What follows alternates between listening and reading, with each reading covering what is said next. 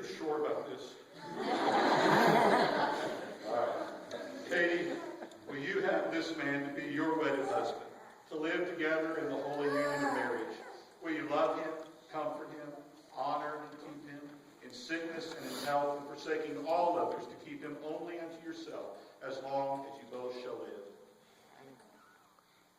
Who brings this woman to be married to this man? Her mother and I.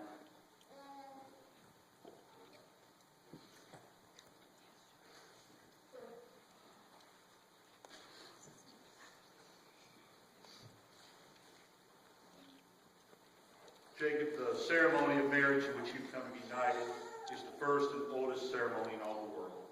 In the Garden of Eden, God took the first man and the first woman, and he joined them together. He joined them together to complement one another. From that moment forward, Adam was not complete without Eve, and Eve was not complete without Adam. They were not exactly identical. Physically, they were different.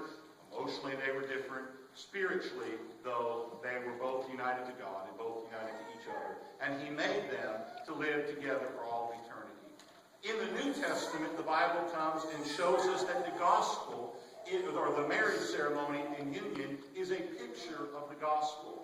In the same manner that we are united together with God, and now we become part of him and he becomes part of us, you model that for today. You model the relationship between Christ and the church. Jacob, this is a high and holy calling as you go in the future to serve the church somewhere.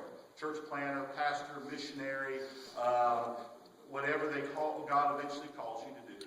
Your marriage is a reflection of the way Christ relates to the church. And Katie, the way you relate to Jacob is a relationship and symbol of how Christ relates to the church. And so therefore, when you come together today, you are really preaching the gospel. In fact, marriage becomes an illustration of the gospel in many ways. This is a very easy day here today. This is probably the easiest day of the marriage that you'll ever have. I mean, it didn't seem that way getting here. Poor Katie over there a little bit ago, I thought she was going to pull her hair out. You know, Jacob, I've never seen Jacob Yeager nervous. I've seen him preach. I've seen him do all kinds of, he was nervous over there in the room a little bit ago. So nervous he couldn't even type anything on his phone, which is really nervous for Jacob. This is a nervous day, and it is a day that we've done an immense amount to prepare for. But this is just day one. In the future, there will be good times. And there will be bad times. And there will be times when you think you're not going to make it. But you have to come back to this moment